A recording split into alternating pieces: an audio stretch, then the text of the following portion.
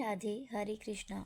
दोस्तों, आज हम आपके लिए भगवान श्री कृष्ण की लीलाओं के अंतर्गत 58वां अध्याय लेकर प्रस्तुत हैं, जिसके अंतर्गत श्री कृष्ण का 5 रानियों से विवाह का वर्णन किया गया है। चारों ओर जनश्रुति फैली हुई थी कि धृतराष्ट्र की योजना के अंतर्गत पांचों पांडव भाइयों की अपनी माता सहित दुर्घटना में मृत्यु हो गई है। वे एक लाक्षागृह में रहते थे, जिसमें आग लग जाने के फलस्वरूप यह दुर्घटना हुई थी। किंतु उसके पश्चात पांचों भाई द्रौपदी के स्वयंवर के समय पहचाने गए थे। अतएव पुनः एक अन्य जनश्रुति फैल गई कि पांडव तथा उनकी माता मृत नहीं हैं। यह पहले तो जनश्रुति ही रही, किंतु यथार्थ में यही वास्तविकता थी और वे अपनी राजधानी हस्तिनापुर लौटे तो लोगों ने उन्हें प्रत्यक्ष देखा। जब यह समाचार श्री कृष्ण और बलराम जी ने सुना तो श्री कृष्ण ने उनसे व्यक्तिगत रूप से भेंट करने की इच्छा प्रकट की। अतः श्री कृष्ण ने हस्तिनापुर जाने का निश्चय किया। इस बार श्री कृष्ण ने एक राजा की भांति अपने सेनापति युयुधान और अन्य अनेक सैनिकों सहित राजसी ठाट बाट से हस्तिनापुर की यात्रा की। उन्हें वास्तव में नगर में आने का निमंत्रण नहीं दिया गया था, किंतु फिर भी अपने महान भक्तों के प्रति अपने स्नेह के कारण वे पांडवों से भेंट करने गए। श्री कृष्ण बिना पूर्व सूचना के पांडवों के यहाँ गए। भगवान के दर्शन करते ही पांडव बंधु अपने अपने आसनों से उठ खड़े हुए। श्री कृष्ण को मुकुंद कहा जाता है, क्योंकि जैसे ही श्री कृष्ण के निरंतर संपर्क में आता है अथवा पूर्ण मुक्त भावनामृत में उनके दर्शन करता है, वैसे ही वह तत्काल समस्त भौतिक चिंताओं से मुक्त हो जाता है। केवल यही नहीं, उसे तत्काल ही आध्यात्मिक आनंद की प्राप्ति हो जाती है। श्री कृष्ण का स्वागत करके पांडव अत्यंत उत्साहित हो उठे, जैसे कोई अचेतन अवस्था से अथवा प्राण हानि के पश्चात पुनः चेतन हो जाए। जब कोई अचेतन रहता है तब उसकी इंद्रियां तथा शरीर के विभिन्न अंग क्रियाशील नहीं होते हैं, किंतु जैसे ही उसे पुनः चेतना प्राप्त होती है तत्काल ही उसकी इंद्रियां क्रियाशील हो उठती हैं। उसी भांति पांडवों ने श्री कृष्ण का इस प्रकार स्वागत किया मानो उन्हें पुनः चेतना प्राप्त हुई हो, और इस प्रकार वे अत्यंत उत्साहित हो गए। भगवान श्री कृष्ण ने उनमें से प्रत्येक का आलिंगन किया और श्री भगवान के आलिंगन से वे सभी भौतिक दूषणों के फल से तत्काल मुक्त हो गए। अतः वे आध्यात्मिक आनंद में मुस्कुरा रहे थे। भगवान श्री कृष्ण के मुख का दर्शन करके प्रत्येक जन दिव्य रूप से संतुष्ट हो गया। यद्यपि श्री कृष्ण श्री भगवान हैं, तथापि वे सामान्य मानव का अभिनय कर रहे थे। अतः उन्होंने तत्काल ही युधिष्ठिर तथा भीम का चरण स्पर्श किया, क्योंकि वे दोनों उनकी बुआ के बड़े पुत्र थे। अर्जुन ने सम आयु के मित्र की भांति श्री कृष्ण का आलिंगन किया तथा नकुल और सहदेव नामक दोनों छोटे भाइयों ने उनका आदर करने के लिए श्री कृष्ण के चरण कमलों का स्पर्श किया। पांडवों तथा भगवान श्री कृष्ण के पद के योग्य सामाजिक शिष्टाचार के अनुसार सौहार्दपूर्ण आदान प्रदान के पश्चात श्री कृष्ण को उच्च आसन दिया गया। जब वे सुखपूर्वक बैठ गए तब अपने स्वाभाविक नारी सुलभ शोभा से अत्यंत लावण्यमयी किशोरी और नवविवाहिता द्रौपदी भगवान कृष्ण के समक्ष सादर प्रणाम करने आई। श्री कृष्ण के साथ हस्तिनापुर आए हुए यादवों का भी अत्यंत सम्मानपूर्वक स्वागत किया गया। विशेष रूप से सात्विकी और युयुधान को उत्तम आसन दिया गया। इस भांति सब लोग उचित आसन पर बैठ गए। तब पांचों भाइयों ने भगवान श्री कृष्ण के समीप अपना आसन ग्रहण किया। पांचों भाइयों से भेंट करने के पश्चात भगवान श्री कृष्ण पांडवों की माता तथा अपनी बुआ श्रीमती कुंती देवी से भेंट करने गए। अपनी बुआ के प्रति आदर प्रदर्शित करते हुए श्री कृष्ण ने उनका चरण स्पर्श भी किया। कुंती देवी के नेत्र भीग गए और अत्यंत प्रेम से उन्होंने भावनापूर्वक भगवान श्री कृष्ण का आलिंगन किया। तत्पश्चात उन्होंने श्री कृष्ण से अपने पुत्र कुल के सदस्यों जैसे अपने भाई वसुदेव तथा उनकी पत्नी और परिवार के अन्य सदस्यों का कुशल समाचार पूछा। इसी भांति श्री कृष्ण ने भी अपनी बुआ से पांडव परिवार की कुशलता के विषय में प्रश्न किए। यद्यपि कुंती देवी का श्री कृष्ण से पारिवारिक संबंध था, तथापि उनसे मिलने के पश्चात उन्हें तत्काल ज्ञात हो गया कि वे श्री भगवान थे। उन्हें अपने जीवन के विगत संकटों का स्मरण हो आया और यह भी स्मरण हुआ कि किस प्रकार श्री कृष्ण की कृपा से पांडवों तथा उनकी माता की रक्षा हुई थी। उन्हें भली भांति ज्ञात था कि धृतराष्ट्र एवं उनके पुत्रों के द्वारा नियोजित अग्निकांड से उनकी रक्षा श्री कृष्ण की कृपा के अतिरिक्त और कोई भी नहीं कर सकता था। उन्होंने अवरुद्ध कंठ से श्री कृष्ण के समक्ष अपने जीवन का विगत इतिहास कहना प्रारंभ किया। श्रीमती कुंती ने कहा, प्रिय श्री कृष्ण, मुझे वह दिवस स्मरण है जब तुमने मेरे भाई अक्रूर जी को हमारे विषय में सूचना एकत्र करने के लिए भेजा था। इसका अर्थ यह है कि तुम सदैव ही सहज भाव से हमारा स्मरण करते हो। जब तुमने अक्रूर जी को भेजा तब मैं समझ गई कि हमारे संकट में पड़ने की कोई संभावना नहीं है। जब तुमने अक्रूर जी को हमारे पास भेजा तभी से हमारे जीवन में सौभाग्य का प्रारंभ हुआ। तब से मुझे विश्वास हो गया कि हम बिना रक्षक के नहीं हैं। हमारे परिवार के सदस्य कुरुजन भले ही हमें अनेक संकटपूर्ण परिस्थितियों में डालें, किंतु मुझे विश्वास है कि तुम हमें स्मरण रखते हो और तुम सदैव सुरक्षित और सकुशल रखते हो। तुम्हारा केवल चिंतन करने वाले भक्त सदैव समस्त प्रकार के भौतिक संकटों से मुक्त रहते हैं। फिर हमारा तो कहना ही क्या, जिनका तुम स्वयं व्यक्तिगत रूप से स्मरण करते हो। अतएव प्रिय श्री कृष्ण, दुर्भाग्य का तो कोई प्रश्न ही नहीं। तुम्हारी अनुकंपा से हम सदैव शुभ स्थिति में रहते हैं, किंतु तुमने हम पर विशेष अनुग्रह किया है। इससे लोगों को यह नहीं सोचना चाहिए कि तुम कुछ लोगों के प्रति पक्षपात करते हो और दूसरों की ओर ध्यान नहीं देते। तुम ऐसा कोई भेदभाव नहीं करते हो। ना तो कोई तुम्हारा प्रिय है, ना ही कोई तुम्हारा शत्रु है।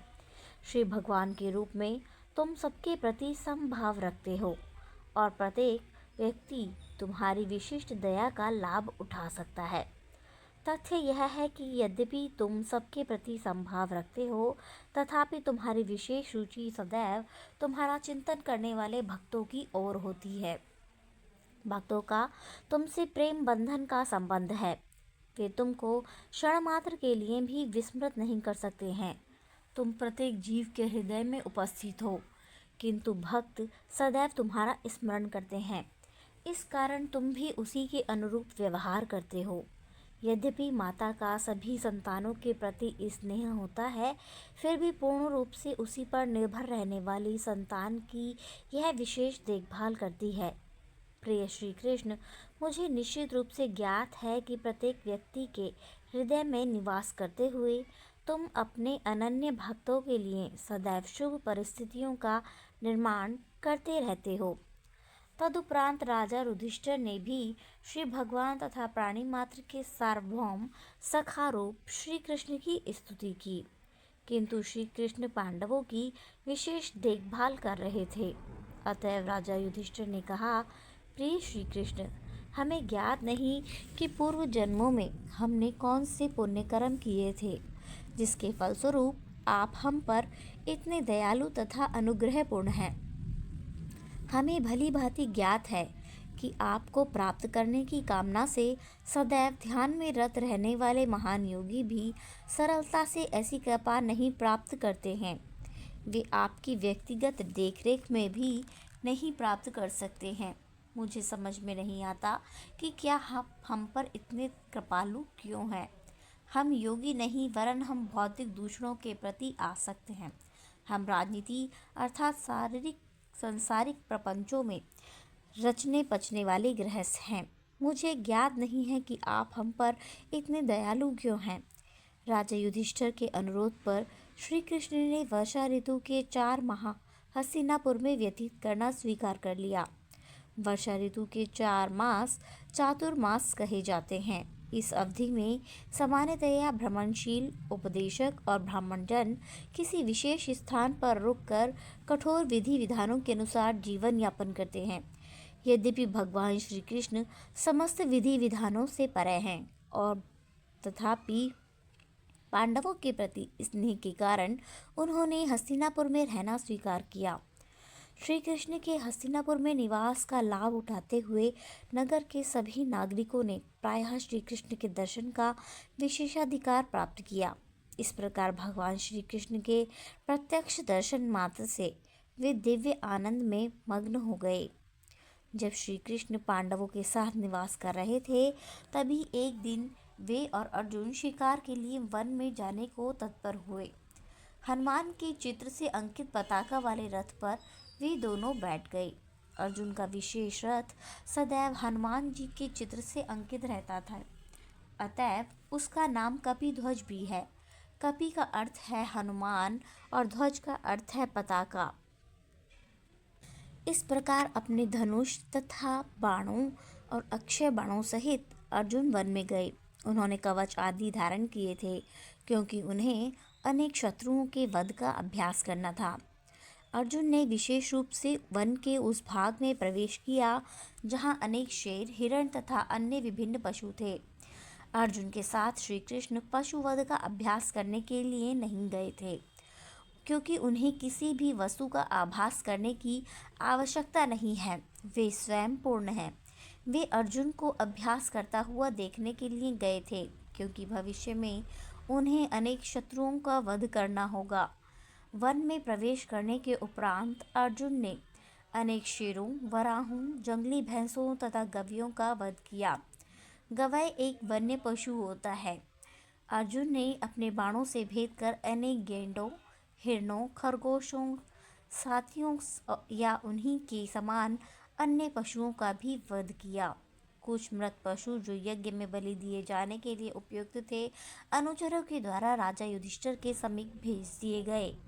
दूसरे भयंकर पशु जैसे सिंह और गैंडे का वध वन के उपद्रवों को शांत करने के लिए किया गया।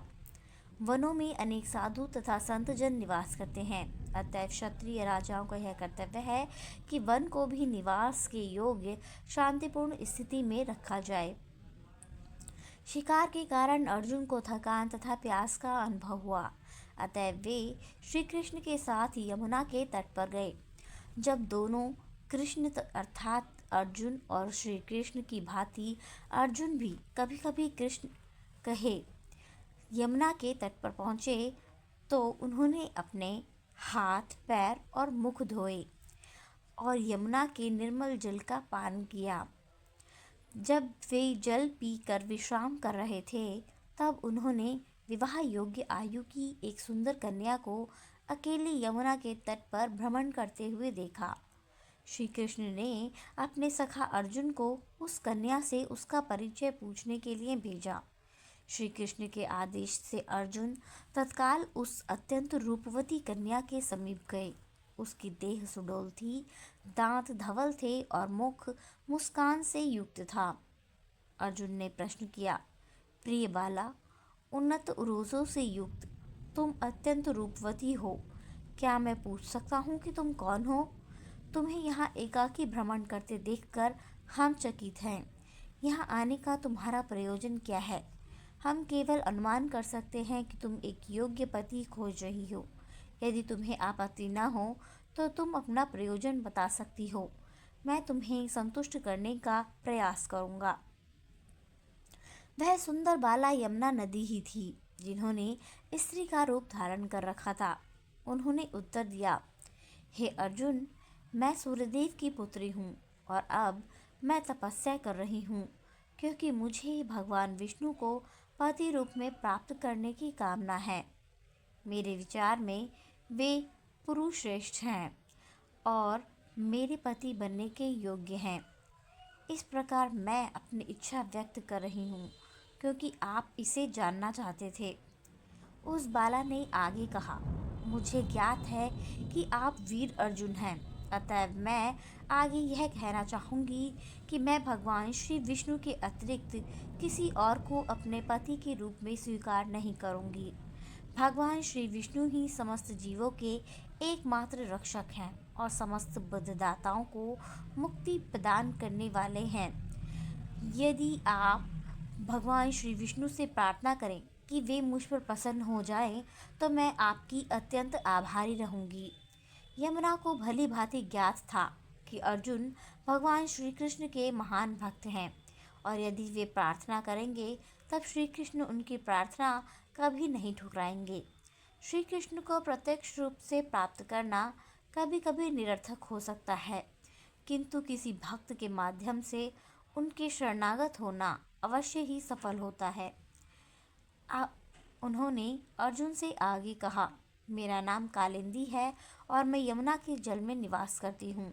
मेरे पिता ने कृपा करके मेरे लिए यमुना के जल में एक विशेष घर का निर्माण किया है और मैंने शपथ ली है कि जब तक मैं श्री कृष्ण को प्राप्त नहीं कर लेती तब तक मैं जल में ही निवास करूँगी। यद्यपि सबके हृदय में निवास करने वाले परमात्मा के रूप में श्री कृष्ण को प्रत्येक वस्तु का ज्ञान था, तथापि अर्जुन ने कालिंदी का संदेश श्री कृष्ण तक पहुंचाया। श्री कृष्ण ने बिना कोई तर्क वितर्क किए तत्काल कालिंदी जी को स्वीकार कर लिया और उन्हें रथ पर बैठने को कहा। तदुपरांत वे सब राजा युधिष्ठिर के समीप गए। इसके पश्चात राजा युधिष्ठिर ने श्री कृष्ण से एक योग्य ग्रह के निर्माण में सहायता करने की प्रार्थना की। उस ग्रह की रचना की योजना सुरलोक के अभियंता महान वास्तुकार विश्वकर्मा ने बनाई थी। श्री कृष्ण ने तत्काल विश्वकर्मा को बुलाया और राजा युधिष्ठिर की इच्छा अनुसार एक अद्भुत नगर का निर्माण उनसे करवाया। जब यह नगर निर्मित हो गया तब महाराज युधिष्ठिर ने श्री कृष्ण से कुछ दिन और अपने साथ रहने की प्रार्थना की। वे कुछ दिन और श्री कृष्ण की संगति का आनंद प्राप्त करना चाहते थे। भगवान श्री कृष्ण ने युधिष्ठिर की प्रार्थना स्वीकार कर ली एवं वहाँ और कई दिनों तक ठहरे। इस अवधि में श्री कृष्ण राजा इंद्र के खांडव वन को अग्निदेव को बलि रूप में प्रदान करने की लीला में लगे रहे। श्री कृष्ण इसे अग्निदेव को देना चाहते थे। खांडव वन में अनेक प्रकार की औषधियाँ थीं और अग्नि पुनः यौवन प्राप्त करने के लिए उन्हें खाना चाहते थे, किंतु अग्नि ने प्रत्यक्ष रूप से खांडव वन पर हाथ नहीं लगाया, अपितु श्री कृष्ण से प्रार्थना की। अग्नि को ज्ञात था कि श्री कृष्ण उनसे अत्यंत प्रसन्न है, क्योंकि उन्होंने पहले श्री कृष्ण को सुदर्शन चक्र दिया था। अतएव अग्नि को संतुष्ट करने के हेतु श्री कृष्ण अर्जुन के सारथी बने और दोनों खांडव वन गए। खांडव वन का भक्षण करने के उपरांत अग्निदेव अत्यंत प्रसन्न हो गए। इस बार उन्होंने गांडीव नामक विशिष्ट धनुष, 4 श्वेत वर्ण के अश्व, एक रथ और एक अजेय तरकस उन्हें अर्पित किया। उस तरकस में करिश्मा दिखाने वाले 2 बाण भी थे। जिनमें इतनी शक्ति थी कि कोई भी योद्धा उन्हें काट नहीं सकता था। जब अग्निदेव द्वारा खांडव वन का भक्षण किया जा रहा था तब अर्जुन ने मैं नामक एक असुर की उस विनाशकारी अग्नि से रक्षा की। इस कारण वह असुर अर्जुन का महान मित्र बन गया। अर्जुन को प्रसन्न करने के लिए उसने विश्वकर्मा द्वारा निर्मित नगर के अंदर एक उत्तम सभागृह का निर्माण किया। इस सभागृह में कुछ सिरे ऐसे भ्रामक थे कि जब दुर्योधन इस गृह में आया तो वह चक्कर में पड़ गया। उसने भ्रमवश जल को स्थल तथा स्थल को जल समझा। इस प्रकार पांडवों के वैभव से दुर्योधन अपमानित हुआ और उसका परम शत्रु बन गया। कुछ दिन उपरांत श्री कृष्ण ने राजा युधिष्ठिर से द्वारका लौटने की अनुमति मांगी। कुछ दिनों के उपरांत श्री कृष्ण ने राजा युधिष्ठिर से द्वारका लौटने की अनुमति ली। जब उन्हें अनुमति मिल गई तब अपने साथ हस्तिनापुर में निवास करने वाले यदुओं के प्रमुख सात्विकी के साथ वे स्वदेश लौट गए। श्री कृष्ण के साथ कालिंदी भी द्वारका आई। वापस लौटने के पश्चात श्री कृष्ण ने कई विद्वान ज्योतिषियों से विचार विमर्श किया। वे कालिंदी से विवाह करने का मुहूर्त जानना चाहते थे। तदनंतर उन्होंने बड़े ठाट बाट से कालिंदी से विवाह किया। इस विवाह संस्कार से दोनों पक्षों के संबंधी अत्यंत सुखी हुए और उन सबों ने इस महान अवसर का आनंद उठाया। अवंतीपुर में विंद तथा अनुविंद नाम के राजा थे। दोनों ही राजा दुर्योधन के अधीन थे। उनकी एक बहन थी जिनका नाम मित्रविंदा था। वह अत्यंत गुणी, विदुषी तथा सुंदरी कन्या थी। वह श्री कृष्ण की एक बुआ की पुत्री थी। उसका स्वयंवर होने वाला था, किंतु उसकी मनोकामना श्री कृष्ण को पति के रूप में वरण करने की थी। उसके स्वयंवर में श्री कृष्ण भी उपस्थित थे और अन्य सभी राजाओं की उपस्थिति में श्री कृष्ण मित्रविंदा को बलपूर्वक घर ले गए। श्री कृष्ण को रोकने में असमर्थ सभी राजा केवल एक दूसरे का मुंह देखते रह गए। इस घटना के उपरांत श्री कृष्ण ने कौशल के राजा की कन्या से विवाह किया। वे कौशल के राजा का नाम नग्नजित था। वे वैदिक अनुष्ठानों और संस्कारों का पालन करते थे। वे अत्यंत पुण्यवान थे। उनकी सर्वसुंदरी कन्या का नाम सत्या था। कभी कभी सत्या को नग्नजिती भी कहा जाता था, क्योंकि वह राजा नग्नजीत की पुत्री थी। राजा नग्नजीत के पास 7 अत्यंत शक्तिशाली तथा साहसी बैल थे। वे अपनी कन्या का विवाह उसी राजा से करना चाहते थे जो उन 7 बैलों को परास्त कर सके। राजाओं में कोई भी उन 7 बैलों को परास्त नहीं कर सका था और न ही सत्या से विवाह कर सका। 7 बैल अत्यंत शक्तिशाली थे और वे राजाओं की गंध तक सहन नहीं कर पाते थे।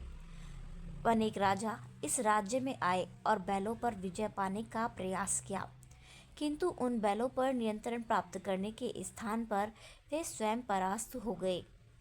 यह समाचार देश में चारों ओर फैल गया। जब श्री कृष्ण ने सुना कि 7 बैलों को परास्त करके ही सत्या को प्राप्त किया जा सकता है, तब वे स्वयं कौशल राज्य जाने को तत्पर हो गए। अनेक सैनिकों सहित राजसी ठाठ से यात्रा करते हुए वे देश के उस भाग में गए जिसे अयोध्या कहा जाता है। जब कौशल के राजा को ज्ञात हुआ कि श्री कृष्ण उसकी कन्या से विवाह करने आए हैं, तो वह अत्यंत प्रसन्न हो गया। अत्यंत सादर के साथ उसने अपने राज्य में श्री कृष्ण का भव्य स्वागत किया। जब श्री कृष्ण उसके समीप आए और तब उसने उन्हें बैठने के लिए उचित आसन तथा अन्य सत्कार की वस्तुएं दी। सब कुछ अत्यंत सुंदर था। उसे अपना भावी ससुर मानकर श्री कृष्ण ने भी उन्हें सादर प्रणाम किया।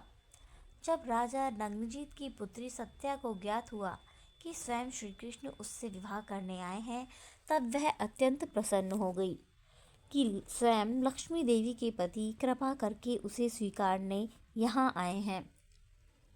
दीर्घ काल से श्री कृष्ण के साथ विवाह करने की उसकी अभिलाषा और श्री कृष्ण को पति रूप में प्राप्त करने की वह तपस्या कर रही थी। अब तत्पश्चात वह विचार करने लगी, यदि मैंने अपनी योग्यता के अनुरूप कोई पुण्य कर्म किया है और यदि मैंने सदैव श्री कृष्ण को पति रूप में प्राप्त करने का विचार किया है, तो श्री कृष्ण मुझ पर प्रसन्न होकर मेरी दीर्घकालीन कामना को पूर्ण करें। वह यह विचार करते हुए श्री कृष्ण की मन से स्तुति करने लगी कि मुझे ज्ञात नहीं कि श्री भगवान किस प्रकार मुझ पर प्रसन्न हो सकते हैं। वे सबके भगवान तथा स्वामी हैं। श्री भगवान के समीप स्थान प्राप्त करने वाले लक्ष्मी जी, शिव जी, ब्रह्मा जी और विभिन्न लोकों के अन्य देवता भी सदैव भगवान की सादर वंदना करते हैं। भगवान कभी कभी अपने भक्तों की इच्छा पूर्ति के लिए भिन्न भिन्न अवतारों के रूप में इस धरती पर भी अवतरित होते हैं। वे इतने श्रेष्ठ एवं महान हैं कि मुझे समझ में नहीं आता कि उन्हें किस प्रकार संतुष्ट करूं। उसने विचार किया कि श्री भगवान भक्त पर अपनी अहेतु की दया के कारण ही प्रसन्न किए जा सकते हैं, अन्यथा उन्हें प्रसन्न करने का अन्य कोई साधन नहीं है। भगवान श्री चैतन्य महाप्रभु ने अपने शिष्टाष्टक श्लोकों में इसी भांति स्तुति की है। प्रिय भगवान, मैं आपका नित्य दास हूँ। किसी भांति मैं इस भवसागर में पतित हो गया हूँ। यदि आप कृपा करके मुझे उठाकर अपने चरण कमल की धूलि के कण के रूप में रख लें, तो अपने नित्य दास पर आपका यह महान अनुग्रह होगा। भगवान को सेवा करके विनीत भाव द्वारा प्रसन्न किया जा सकता है। गुरु के निर्देश में हम भगवान की जितनी ही अधिक सेवा करते हैं, उतना ही हम भगवत प्राप्ति के मार्ग पर अग्रसर होते हैं। क्योंकि हमने उनकी सेवा की है, इस कारण हम उनसे अनुग्रह अथवा दया की मांग करने के अधिकारी नहीं बन सकते हैं। वे हमारी सेवा स्वीकार तथा अस्वीकार कर सकते हैं, किंतु भगवान को संतुष्ट करने का एकमात्र साधन सेवा भाव ही है, इसके अतिरिक्त और कुछ नहीं। राजा नग्नजीत पहले से ही पुण्यात्मा थे और अब श्री कृष्ण को अपने महल में उपस्थित पाकर वे अपने ज्ञान तथा सामर्थ्य के अनुसार श्रेष्ठतम विधि से उनका पूजन करने लगे। वे स्वयं भगवान के सम्मुख यह कहते हुए प्रस्तुत हुए, प्रिय भगवान, आप संपूर्ण सृष्टि के स्वामी हैं। आप समस्त जीवों के आश्रय नारायण हैं। आप स्वयं पूर्ण हैं तथा अपने व्यक्तिगत ऐश्वर्यों से प्रसन्न हैं। अतः मैं किस प्रकार आपको कुछ अर्पित करूं? इस प्रकार कुछ अर्पण करके मैं आपको कैसे प्रसन्न कर सकता हूं? ऐसा संभव नहीं है, क्योंकि मैं एक तुच्छ जीव हूँ। वास्तव में आपकी सेवा करने की मुझ में कोई क्षमता नहीं है। श्री कृष्ण समस्त जीवों के परमात्मा हैं। अतः वे राजा नग्नजीत की कन्या सत्या के मन की बात समझ सकते थे। राजा द्वारा प्रदत्त उचित आसन, भोजन तथा निवास स्थान से वे अत्यंत प्रसन्न थे। अतः वे समझ सकते थे कि पिता और पुत्री दोनों ही उन्हें घनिष्ठ संबंधी के रूप में प्राप्त करने के लिए अधीर हैं। वे मुस्कुराने लगे और गंभीर स्वर में बोले, प्रिय राजन नग्नजीत, आपको भली भांति ज्ञात है कि अपने धर्म में स्थित कोई भी क्षत्रिय कभी भी किसी से कुछ नहीं मांगेगा, चाहे दूसरा व्यक्ति कितने ही उच्च पद पर क्यों न हो। एक क्षत्रिय राजा का दूसरे व्यक्ति से इस प्रकार की याचना करना वैदिक अनुयायियों ने जानबूझकर निषिद्ध किया है। यदि कोई क्षत्रिय इस नियम को भंग करता है तो विद्वान उसके कार्य की निंदा करते हैं।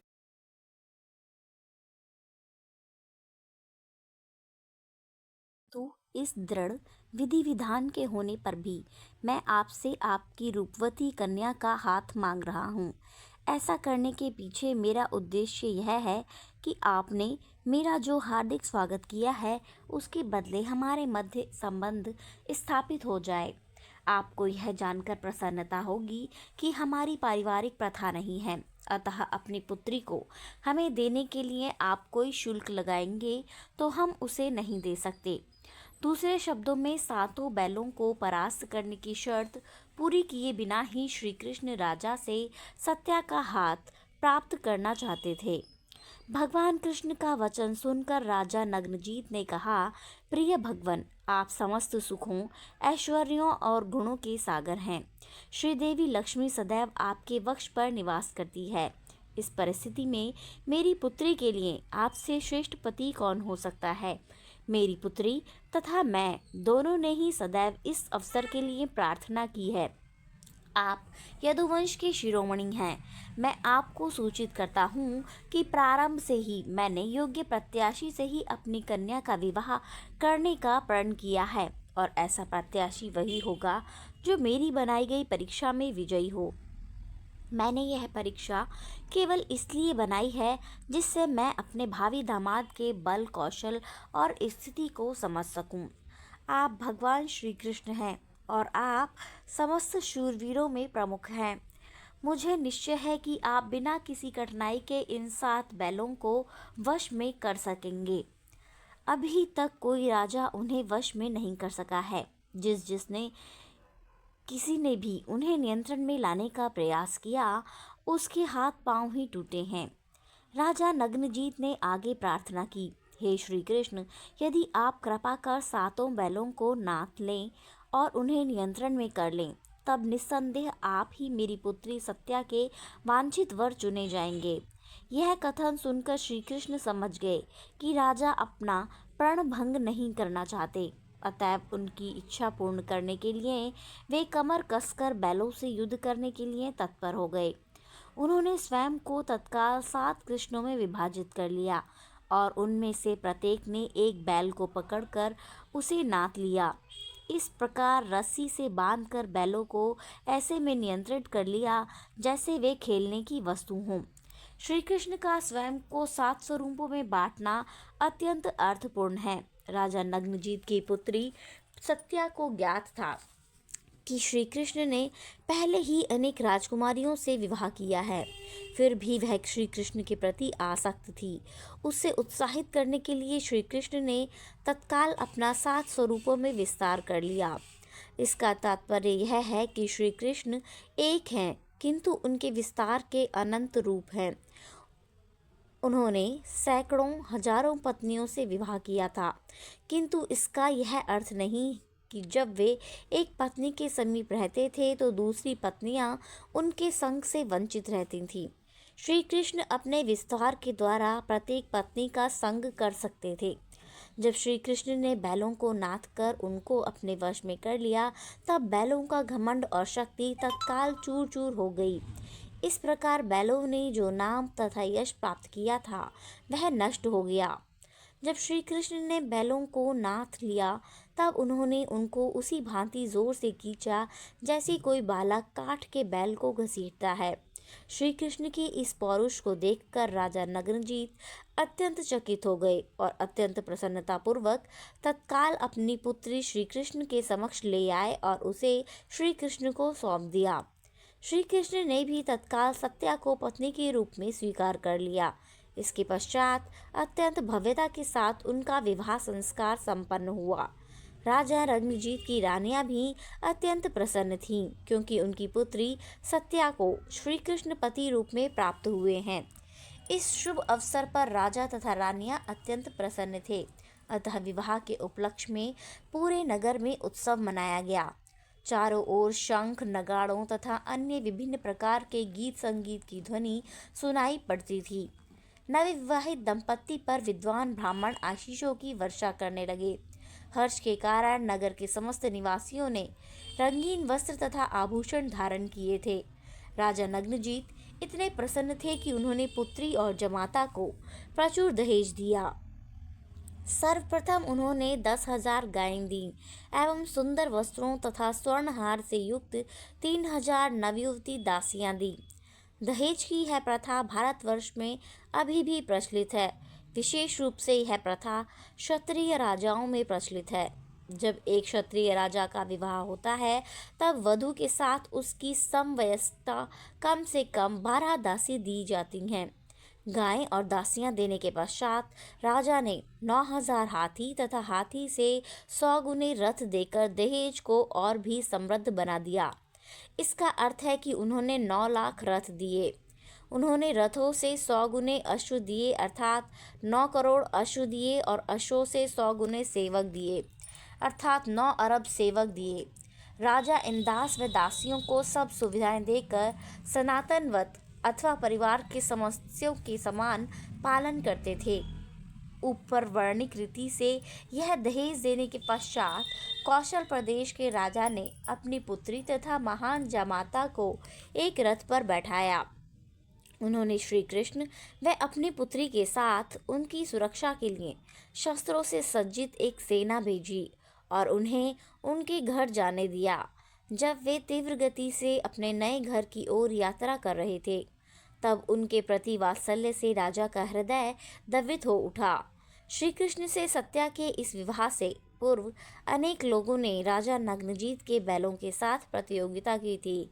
यदुवंश के तथा अन्य वंशों के भी अनेक राजाओं ने सत्या का हाथ पाने का प्रयास किया था। जब अन्य वंशों के निराश राजाओं ने यह समाचार सुना कि श्री कृष्ण बैलों को वश में करके सत्या का पाणी ग्रहण करने में सफल हो गए हैं, तब वे स्वाभाविक द्वेष से भर गए। जब श्री कृष्ण द्वारका की ओर यात्रा कर रहे थे, तब समस्त निराश तथा परस्त राजाओं ने उन्हें घेर लिया और बारात पर अपने बाणों की वर्षा करने लगे।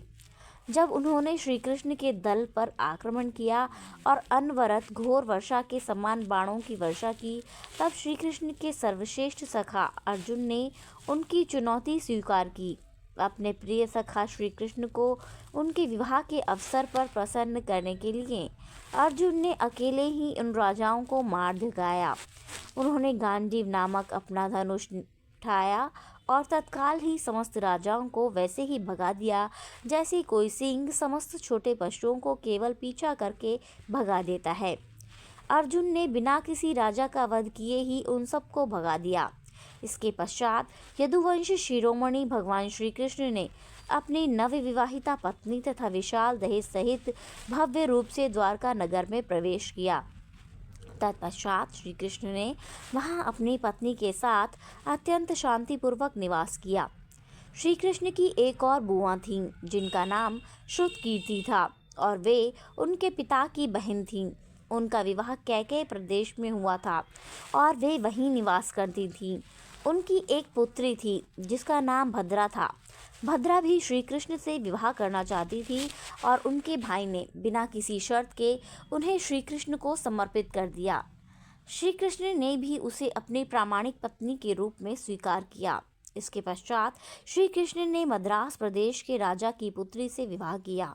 उसका नाम लक्ष्मणा था। लक्ष्मणा सर्वगुण संपन्न थी। श्री कृष्ण ने उससे भी बलपूर्वक विवाह किया था। उन्होंने उसका उसी प्रकार हरण किया जिस प्रकार गरुड़ ने अमृत के पात्र को असुरों से हर लिया था। उसके स्वयंवर की सभा में अनेक राजाओं की उपस्थिति में श्री कृष्ण ने इस कन्या का हरण किया था। स्वयंवर वह संस्कार है जिसमें वधू अनेक राजाओं की सभा में से अपने पति का चुनाव स्वयं कर सकती है। इस अध्याय में चर्चित 5 कन्याओं के साथ श्री कृष्ण के विवाह का वर्णन पर्याप्त नहीं है। इनके अतिरिक्त भी उनकी हजारों पत्नियां थीं। भौमासुर नामक असुर का वध करने के पश्चात श्री कृष्ण ने अन्य हजारों कन्याओं को स्वीकार किया। ये समस्त सुंदरियां भौमासुर के महल में बंदी थीं, जिन्हें श्री कृष्ण ने मुक्त किया और उनसे विवाह किया। इस प्रकार लीला सर्वोच्चतम भगवान श्री कृष्ण के अंतर्गत श्री कृष्ण की 5 रानियों से विवाह नामक 58वें अध्याय का भक्ति वेदांत तात्पर्य संपूर्ण हुआ। राधे राधे, हरे कृष्णा, धन्यवाद।